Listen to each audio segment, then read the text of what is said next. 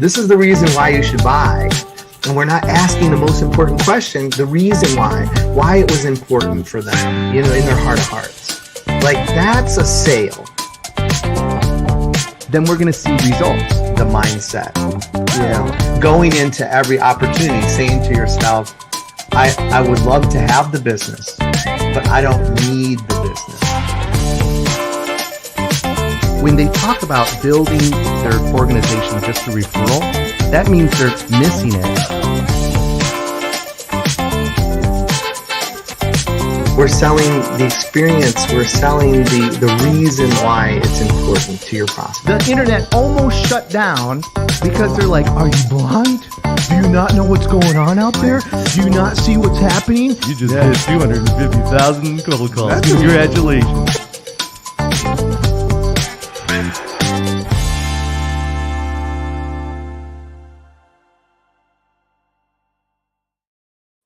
Welcome to the Pipe Podcast. Mark Hunter, so glad to have you on today. Hey, I just wanted to talk a little bit and just start off by saying, on the Pipe here, Mark, what we talk about is, sales process, sales initiatives, sales prospecting, sales experiences. Got my friend Mark Hunter on today. I'm so excited to have you on, Mark. Hey, I'd like to just, with your permission, kind of jump right into it, if you wouldn't mind. I mean, just tell us a little bit about what part of the world you run, Mark, like what you do, your organization, if you don't mind, and just, yourself. But just give us a little background. Well, the background is hanging out here in Dallas, Texas. And let's see, what do I do? I got to stop and think for a moment. What is it I do? I do a lot of stuff, but it's all around sales, and it's really all around helping people. I do a lot of keynote speaking. In fact, a week ago, I was over in Lithuania. Yeah, that's a crazy place to go, but audience was absolutely fantastic. I have online training programs. We do a number of partnerships with other companies, et cetera, and have got a couple podcasts. So I'm kind of all over, but it's all centered around sales, and it's really all centered around top of the funnel. How do you get better prospects? So that's kind of the focus of what I do. I'd love to dig into that with you. So how to get better prospects. Let's just talk a little bit about that, Mark, if you wouldn't mind, and just give our listening audience and those that woke up early enough to view us after that big game last night. Just give our listeners and watchers a little insight there. Well, yeah, it isn't about getting 1,000 prospects or even 100 prospects. It's really about getting 10 or 20 or 30 good prospects, because here's the whole thing. So many people have prospects that are nothing really more than just names. Those are really just suspects. What I want to do is I want to spend more time with better prospects.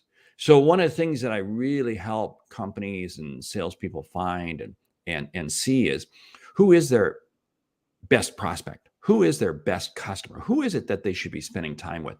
Because one of the challenges we have in sales, especially today with the economy kind of going sideways, I don't think we're going to get into that R thing. See, I can't even say that word. But it's sideways, and what happens is salespeople get desperate. They start reaching for anything and everything. No, stop. Stay in your lane. When you change lanes, that's when you cause an accident. Stay in your lane. Stay in your lane. And when you stay in your lane, it's amazing how much more effective that you can be. Because why? Because you understand where the customer's coming from. You understand where the customer's trying to go. So guess what? You got better questions. Hello, wake up. Sure. And questioning strategy is so important, Mark. Like when you're engaging with someone and you're trying to have that, a conversation and not make it sound like a sales call. I mean, talk a little bit about that, because I know you unpack that in some of your books as well. Man, I'll tell you what it is. Hey, if somebody wants to be talked to, they can pull up a YouTube video or they can go enroll in a college class. What they want to have is they want to have a conversation. If salespeople would only take as much time to develop the questions they want to ask as the statements or the information they want to share, things would go a lot better. Hello. I mean, this isn't rocket science, because Do you think anybody wants to listen to anybody else? No, they want to listen to themselves. So our objective as salespeople is to get you talking. How do you get you talking? Well, it's demonstrating an interest in you. This is why I say stay in your lane, because you know the business that they're in. You know what makes them tick. You know what makes them, you know what drives them. And when you can be that focused, that laser, wow, it's amazing how the conversation takes on a completely different level. Let me throw out a quick example. Sure. If we had this little event yesterday called the Super Bowl, and Right. if nobody knew anything about it, and somebody was trying to have a conversation with somebody who was an avid NFL fan, the conversation probably wouldn't go well. But see, if you had two NFL fans talking together or two Chiefs fans talking together, it would go really well. Now, if you had an Eagles fan and a Chiefs fan, it might go well for a couple of minutes, but then it would degress. You see, we got to get in that customer's lane. You got to get in that customer's lane. And when you do that, it's amazing what happens. Patrick Tinney just chimed in. He's like, conversation is not an interrogation. I mean, it is. Let's break out the spotlight. Let's put the light on the head. No, this is why I think salespeople have such a bad reputation. It's just a conversation. I want people put that up, put that on as a screensaver. Sales is just a conversation. I love it. So help me with this. Why do people then, and especially, and I'll say, I won't even say it's just the junior sales rep that does this. Why are they so compelled to tell their own story instead of to actively listen and ask good questions and really understand what is the compelling reason for your prospect to potentially even want to buy your product or service? I mean, what is that deep desire for us, Mark, to tell our own story? Well, I think as salespeople, we've all been product or service trained. In other words, this is the product we sell. So we got to understand the product, and we zero everything we do talks about the product. The product or service we sell is totally irrelevant. Yes, I just said that. The product or service that you sell is totally irrelevant. It means nothing to the customer. What the customer is looking for is an outcome. Your product or service is just the medium to help them get to that outcome. Stop and think about what that means. You see, your objective is to help them either deal with an issue, correct a problem, create an opportunity, whatever it might be. Because again, what I come back to is that nobody buys anything. Okay, that's an old line. Nobody buys and nobody wants to be sold. See, well, I say we want to get people to invest. Because think about this. When you invest in something, you expect a return. Right. My whole mentality as a salesperson is about helping you see why you should invest. Ooh, now we're getting somewhere. Right. And what does that investment look like, Mark? When you talk about investment, I mean, that's not just investment in the product, it's investment in the person that you're buying from. Yes, it's an investment on multiple levels, because ultimately, yes, there's a transfer of economic value. Okay, that takes place. But before that, there is this whole thing called trust and confidence. And now in today's world, this is more important than ever. There has to be this level of trust. There has to be this level of confidence between both parties, because otherwise it's just not going to come together. Think about this for a moment. If you're looking to buy something, looking to invest in something, and you don't trust the person who has it, you are going to negotiate forever to try to get the best deal ever, because you don't trust them. If, however, you have a high degree of trust with the other party, and you have confidence in what they're saying, and they have confidence in you, and there's this trust, there's very little negotiation. Right. There's very little. You see, this is amazing at what happens. The higher the level of trust and confidence we create, the lower the level of negotiation there is. And what is this all about? Because I'm taking the time to listen and have a conversation with you. It's not hard. That's incredible. That's great. I mean, I'm telling you, these are golden nuggets today. So let's go to just this concept that you explore in even in your writings in your books. I see behind you, a mind for sales. Um, I wanted to ask you about turning prospects into profits. Can we explore that a little bit? Yeah. Can we talk to that? Well, yeah, because again, if the prospect can't be turned into profit, then why are you doing it? Now? Profit is not evil. I hear so many salespeople. Well, profit is no. Profit is a good thing because profit allows you to do what you do. If you're not making profit, guess what? You can't stay in business. Your company needs profit to be able to invest in better products, better services, hiring more people, training you, developing you, paying you, et cetera, et cetera. So profit's a good thing. Profit on both sides works very well. Now, here's the whole deal, though. I have to be able to have you as a prospect and be able to bring you all the way through to being a transfer of economic value. Because if you don't, I lose. Right. See, because here's the whole thing. I can have a great conversation with you, Crispin. And today we're having a great conversation. But you will never, ever really see the full value, the full benefit of how I can help you until I get you to give me some money. Why? Because now you got skin in the game. That's right. See, so it really is important for us to turn prospects into profits. And again, profit benefits both parties because it's not evil for you to say, wow. No, you're profiting because you have a better outcome. You have a better solution. I have people who buy into my online program and they send me notes, how much that benefits them, et cetera, et cetera. That's great. I'm helping them create profit, the profit of learning. So what's one of you say, I'm sure that you've helped thousands, of people, Mark. With your publications, your books, your podcast, all that you do in the sales world, tell me one experience where someone's reached out to you and said, wow, this is what you've done for me, for my family, for my business has just changed my life. I'm sure you've had those moments. Yeah, I'm going to go back to this was kind of an interesting event.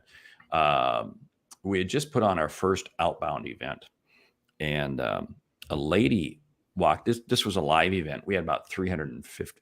No, not even 300 people there. This lady came up to me after we were over, and she was crying. And I was like, "Oh no, what just happened?" She was crying because she was virtually ready to get out of sales. She said, I'm done with sales, but for some reason I thought I would come to this. And you helped share with me ideas and strategies to help me be successful. And I'm still actually in contact with that lady today, probably 5 years later. She calls me about once a year or something like that. And that to me is pretty cool when you can give somebody, because again, I see so many people overcomplicating things. We overcomplicate things when we're not doing well at them. Let me back up the bus here a little bit. Yeah, sure. Well, I'm having problems in sales, and I gotta figure this out. It's not complicated. It's just pick up the phone, and make the call. It's just make the call. But what happens is because we're confused and we don't really want to make the call, we try to think we have to have all these processes, all these things. This is why I think so many people send out so many bad emails, because they're really afraid to pick up the phone. Just absolutely pick up the phone. And so you've got to be able to create that time in your day. Like today, today I am really challenged. It's kind of funny because I got a number of prospecting calls that I've got to make, and I've got to find a window of time. And I do. And I've got like 1 hour of time later on this afternoon that I will make those calls because I have to. And see, that's the other thing. You have to stay in the game. You can't get a gym membership and think you're suddenly going to become fit. You got to go to the gym. And you got to go to the gym more than once. Right now we're recording this, let's see, early February. And I have a feeling there's a lot of Pelotons that were purchased at Christmas that are now being used to hang clothes on. Right. And in another couple months, they will be up for sale, right? I mean, again, people go through the motions like they're gonna make this change, but they never follow through. You've got to follow through and just do the routine every day, every day. And you talk about routine, Mark. I mean, how do you build that? Like, how do you build? I mean, for you or for the listeners, again, the viewers, what would you recommend? How do they build a good habit to get into a good routine to see a higher level production, which is going to yield more positive results? Well, there's a couple things I love to do. First of all, take your smartphone and set your alarm to go off at 10 a.m. every morning. And I call this the 10 a.m. rule. The idea is that you want to have accomplished something significant before 10 a.m. This is really kind of cool because here's what happens. Salespeople can be very guilty of putting off the difficult stuff until late in the day, and then something comes up and they don't get to it, and they just say, "I'll just do it tomorrow. I'll just get to it tomorrow. No big deal. Hey, fine." So what I want to say is, you tackle something significant before 10 a.m. So that way, come 10 a.m., you can go, "Yeah, I've done something significant." And here's what happens: it actually jazzes you to get more done throughout the day. Now, if, however, your day falls apart, which it could, you still accomplish something significant. See, otherwise, what happens is you never got around to doing anything. You never got around to doing anything. Now, the other thing that I say is you've got to start off that first 60 or 90 minutes of every day very, very focused and very structured. What this comes down to is you have to have this routine the first 60 to 90 minutes of the day. And if you get into that routine, and for me, it's a very set pattern. I get up in the morning. I typically this morning, I didn't make a pot of coffee. I've been told I'm drinking too much coffee, so I got to cut down. But I normally make a pot of coffee. I then go and do my exercises. Then I have quiet time for myself, just reflecting, and I read from my Bible and so forth every morning. Just get zeroed in, focus on that. And then I begin saying, okay, what's my plan for the day? I go through my objectives, go through what I'm supposed to be doing. And then what that does is that now gets me into the routine. And I'm absolutely dialed in. Because again, we all can accomplish so much more if we structure our day. It's not, now, this isn't, I don't mean this to freak people out. Like, oh no, I can't. I mean, I'm supposed to, it's 6:19, I'm supposed to be doing this, and 5:19, I'm supposed to be doing this. No, it actually gives me a great sense of comfort and a great sense of peace because I'm getting done what I'm supposed to do. So, I mean, I have tremendous satisfaction that I'm able to get this done. So this is what, I mean, salespeople, if you don't have a morning routine, and oh, by the way, my morning routine starts off with the alarm going off at 4:35 in the morning. I know, okay, that might be early for some people, but for me, it works. That's great. That's great, Mark. That's awesome. Let's talk a little bit about the books. Are you okay with that? Yeah. So A Mind for Sales, High Profit Prospecting, High Profit Selling. What are some takeaways? Like, I don't know if this is like having children and you have a favorite, but you can't really say.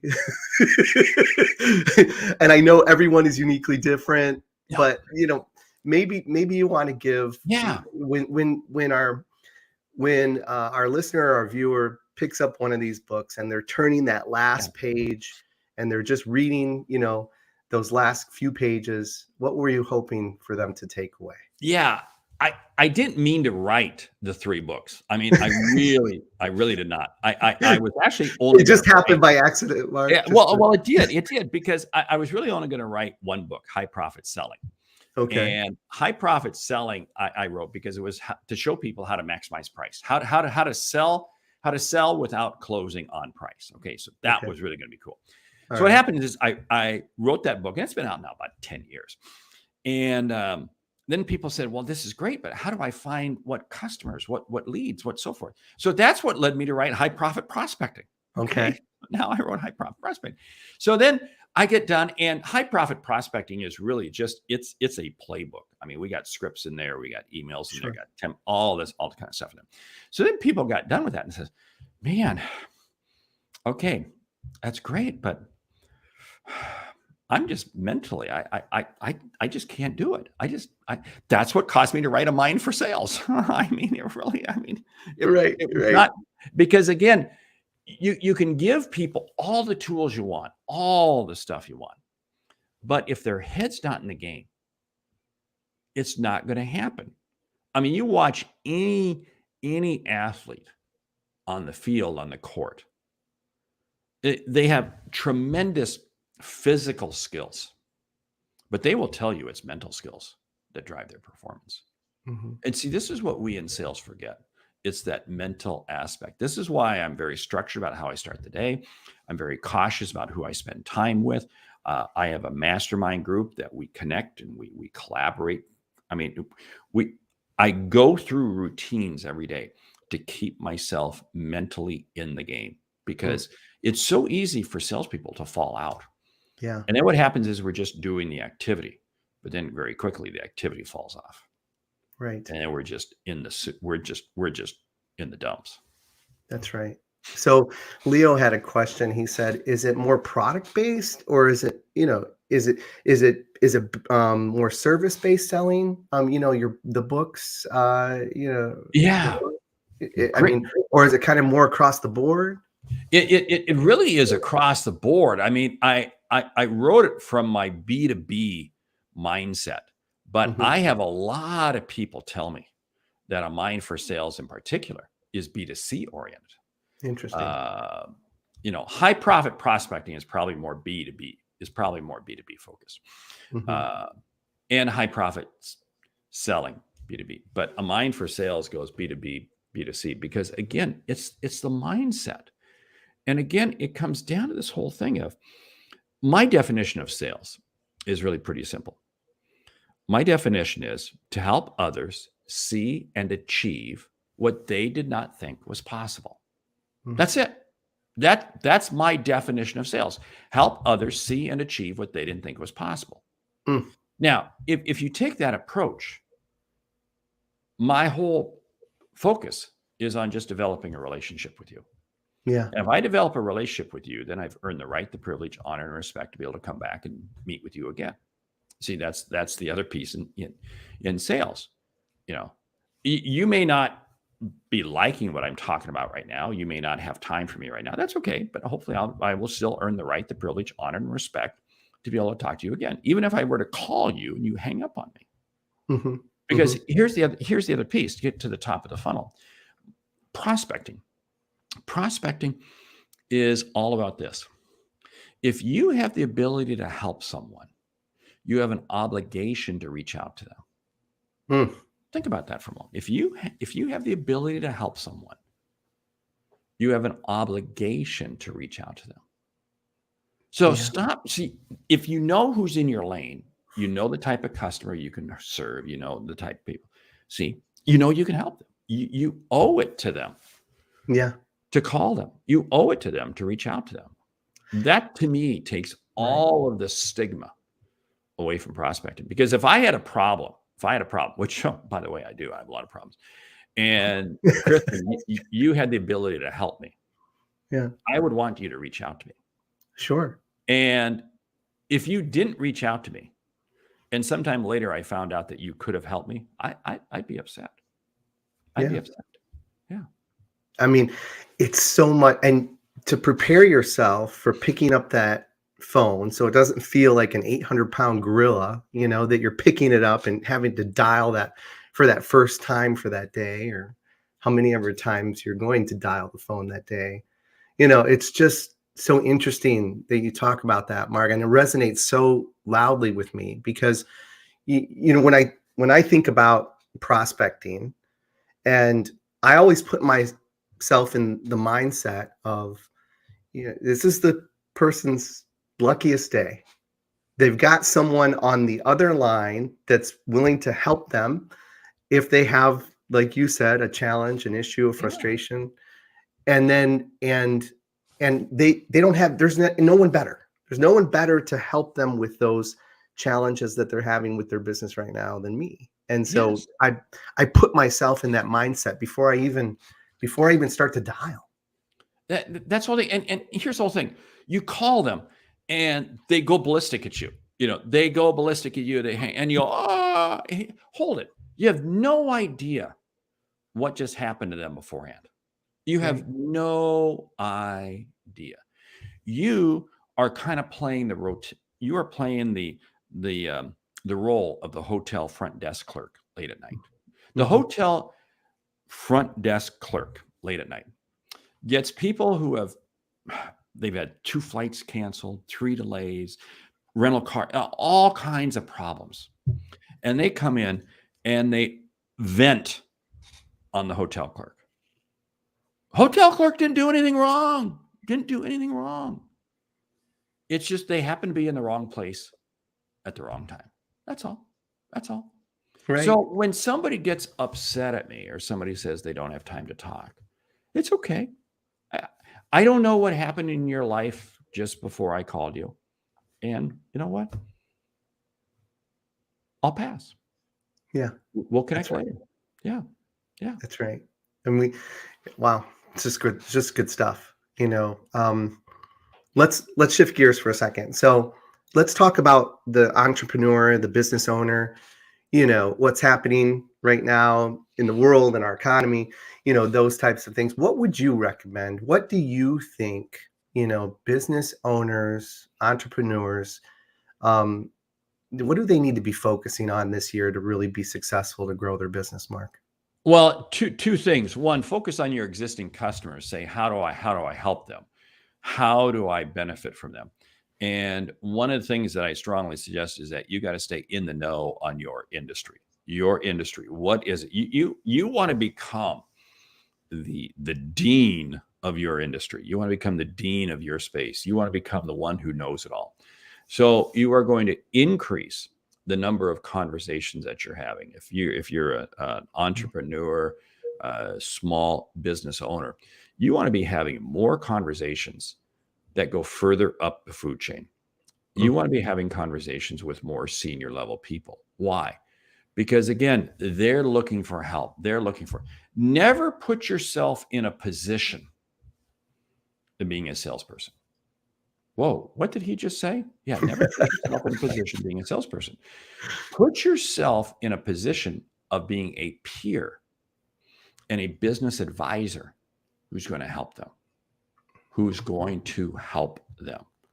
That's what you want to be seen as. This evening, I'm having dinner with a potential customer. He's a VP of sales. Now, I'm going into that dinner tonight looking at him as a peer, and I intend to share ideas and strategies, and I'm going to ask him about his business, his space, and so forth. And I'm not going into it as a salesperson, because out of that, I know there will be some opportunities that arise. But again, it's going in with the right mindset. You have to go in. What was it? Coming out of the Notre Dame locker room onto the field, there's a sign that says "Play like a champion." Yeah, and I think somebody wrote the book "Think Like a Champion." Well, you really do. You really do have to think like a champion. And when you do that, it changes. It changes how you listen. It changes what you hear. It changes your questions. Because what does it do? It actually increases your level of confidence. Salespeople get into trouble when they're not confident. So then they go to, I got to ask question number 3. I got to ask question number 4. I got to share statement number 8. Then they get into this routine, and it's like, you're killing me. You're killing me. Yeah. That's good stuff. That is good stuff. So a little bit more about where you're going this year. I mean, I'm just curious, how do you do it all? I mean, you're author. I've got a whole list here: speaker, sales trainer, mentor, coach, sales guru. I mean, you've got tons going on in your business world, and with what's happening with, just with you and the organization. Yeah. How do you do it all, Mark? How do you do it all? Well, I mean, I've got a great team. I got a great team of people who back me up and really make me look good. But you know what I've done is I brought them on board to have them tell me what to do. And believe me, they tell me what to do. Yeah. 2, I surround myself with really key business partners. There was Mm. business partners I'm involved with, very, very strong people. So I feed off of them. Hopefully I feed them. The other piece is just staying very structured and knowing what is your level of focus. There's 2 books that I recently read that I really, really like. One is called Deep Work, and the other is The One Thing. Both powerful books, because I call them bookends to the book Atomic Habits. And Atomic Habits has been out for 3 or 4 years now. Sure. If people haven't read the book Atomic Habits, read it before you read one of my books. I mean, I'm that committed to it. Wow. Because it's all about having habits. It's all about being repetitive. And that's what I find allows me to do what I do. Hey, trust me, I feel like I'm the duck on the pond. It looks all comfortable above water, and below ground, those little feet are just paddling like crazy, baby. Right. There's not a day that goes by that I'm not sweating bullets. Am I going to get this done? Yeah. That is so good. I've got a major. I'm gonna be in the studio all day on Friday, doing a major video program, biggest one I've ever done, and I'm not even close. And it's like, oh man, I got a lot of script writing I got to get done between now and then. But you know what? We'll get it done. Because the sun still comes up every morning. You know, it sure does. Whether you want it, it comes up every morning. We will make it. We will make it. So yeah. That's right. Yeah. So let's talk about what's next. What's next for Mark Hunter? What's next for the Sales Hunter? I mean, what's this year? Anything exciting happening in your in your world? Yeah, several things. I mean, I've had a great time with the 2 podcasts I do, Sales Logic and the Sales Hunter podcast. We're getting ready to do Sales Logic conferences. And first one, not quite. We don't have the contract signed, but it looks like it will be in May. It'll be here in Dallas. And we'll be doing several of them around the country. And so, yeah, we got a lot of stuff. I've got another book. Actually, I've got 2 books in my head. But my advisors, my mastermind group, continuously tells me, no, don't write the book. Don't write the book yet. Just because I got to make sure I get everything else, in place. But sure. Those are coming. They're coming. So a lot on the agenda. I love it. There is. I love it. Yeah. Well, this is where we typically shift gears a little bit and we move to the Sales Arbiter 7. And this is, 7 questions that I ask every guest. And I based it on our friend James Lipton from Inside the Actor Studio. And so and this is really the reason why, Mark. I mean, trust me, all the stuff that you went over was really great. And I'm sure our listeners and viewers got a lot out of it. But this is really the reason why they tune in, is because they want to know these little tidbits about you. Yeah. And so if you'd play along, I would love it. Okay. So we'll just start with the first one. Do I need to put my hand on a buzzer or anything like that? No buzzer. No, do I have a slate that I write on? All right. So the first one is, what is your favorite word, Mark? Go. Tell the listeners a little bit about that. Just go. We hold back. I mean, I was sharing that my plate's absolutely full, but you know what? I'll figure out a way to get it done. Just go. I don't worry about perfection. Just get it to that point that it looks good, works good, and go. I love it. And what's your least favorite word? Stop. That's easy. Because I mean, yes, there are times when we do have to stop. I totally get that. In my younger life, I never understood that. But stopping a little bit means that it's defeated. And I just don't. I have found if I just keep things moving, it eventually comes to fruition. But if you stop, once something stops, it's very hard to get momentum. But if you keep it going just a little bit, it's amazing how you can begin to accelerate it. That's great. Um, what's something that could make your day? When somebody tells me that a referral I passed along to them or something I share with them um, helped them out, that just makes my day when I know that I've been able to help somebody. Um, I love hearing that on a Monday morning. I love hearing that every Monday. I always connect. In fact, I already did it this morning. Sent a note to a person. Hey, here's something I'm going to be doing for you. And just again, it just jazzes me. It's that little bit of giving to other people that I just love doing. Is that what tell our listeners and viewers a little bit? I mean, is that what really drives you, Mark? I mean, you've talked about help a couple different times, and you've talked about Yeah. the your prospect, Yeah. not your prospects, but your clients coming back to you, and the accolades that you get from that, from doing good work. I mean, is that what drives you? Yeah, because I mean, my objective is to influence and impact people in a positive manner. So, that's what now I don't say that arrogantly. I say it Mhm. because I truly want to help people. But if I can influence and impact people in a positive way, and I can do that every day, something's going to work out. Yeah, Something's going to happen.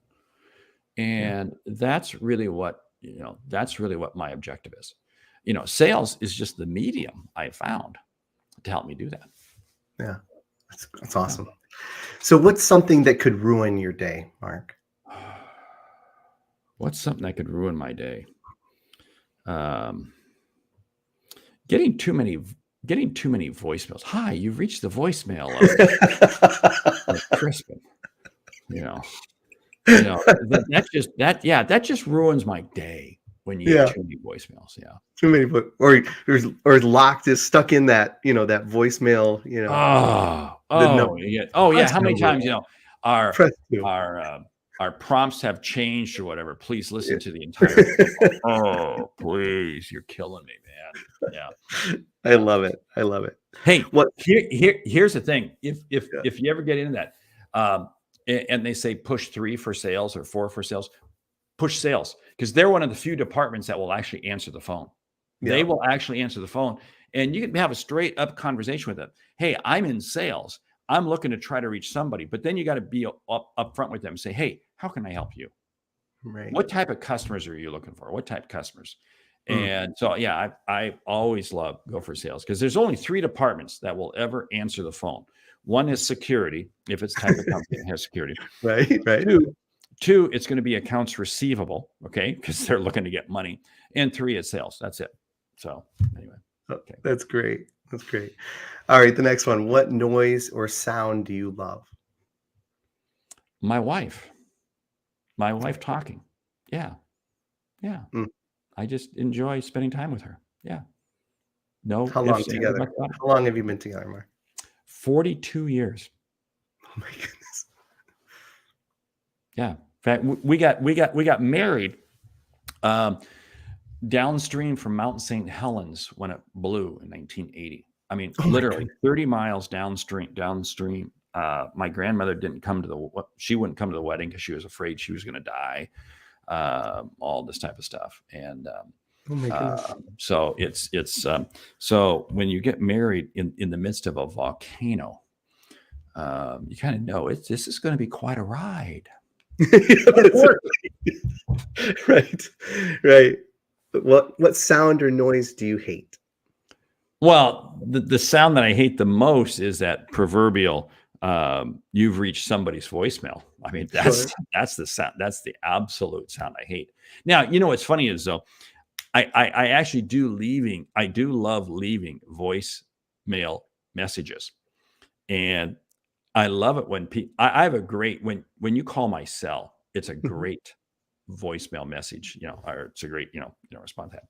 And I get a lot of comments back on that. So I should almost say maybe I do like it because then I get to leave a voicemail message and hopefully you'll call me back and you'll because I won't pick up because who picks up their phone? No, anyway. That's anyway, and you'll be able to listen to my voicemail message. That's like There cool. we go.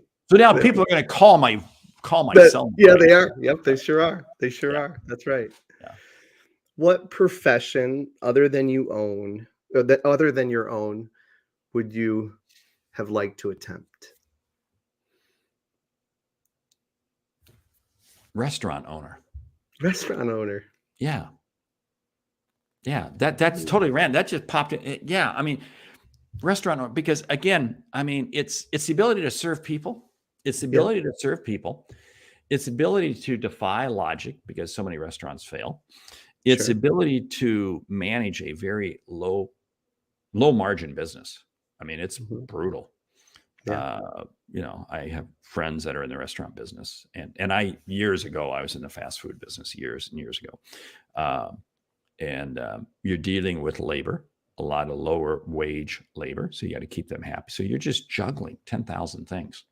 That'd be kind of cool. That'd be kind of fun. Yeah. I do not want to be some chef with some show or something. No, that's not. That's not it. After the Super Bowl, I couldn't even tell you the guy's name.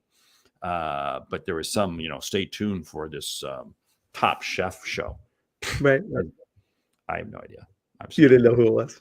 No. Well, I'm looking at the guy. I can picture him, but I can't think of his name. So I could care less. Well, I'll tell you a little secret, Mark. My parents were in the restaurant business for 40 years. Yeah. And I was born and raised in it. And then I tried my hand in that after college. And that was, and opened my own restaurants in Northeast Ohio. And it is, you're right. It is all of the things that you say and so much more. I'm so glad I'm not in the restaurant business any longer, but the experience was unbelievable. I'm sure it was, because this is kind of funny. I used to manage the second highest volume McDonald's in the world. Wow. Yeah. Yeah. I was 19 years of age. This is a bizarre story. Don't have time to go into it. But it was the second highest volume McDonald's in the world. It was in Fairbanks, Alaska. It was when the Alaska pipeline was being built. Oh my Guam goodness. was number 1. We were number 2. And I was 19 years of age. Wow. Crazy part of my life. But anyway. Well, if you would bless me with being on the show again, we'll talk about Fairbanks, Alaska next time. 2 all beef patty, special sauce, lettuce, cheese, pickles, onions on a sesame seed bun. There you go. I love it, Mark. It's been such a pleasure having you on today on the Pipe Podcast. Tell people how to find you. Where you're at. How do they get a hold of you? Just kind of give them, give a 30 seconds here to let them know how to get you. You can find me at thesaleshunter.com. It's thesaleshunter.com. It is trademarked. Can't steal it. Hunter is my real last name. But anyway, that's the website. You can find me on LinkedIn, as I'm all over LinkedIn. So just again, go in, Mark Hunter. I generally come up with the Sales Hunter. I'm on YouTube. I'm out there. Of course, the books are out there. And if you go to the website, I got a great prospecting ebook that you can download. I really strongly suggest. It's a lot longer than I wanted. My team wrote it for me. Well, they took my content, put it together, and man, they gave away the farm. I said, man, we could have sold this. We could have sold this. But no, it's okay. No, it's good. It's all good. I love it. Well, thanks again for being on today, Mark. It's really a pleasure having you. And I always close with this. So listen, keep selling and have fun doing it. Thanks for being on. Thank you. Bye-bye.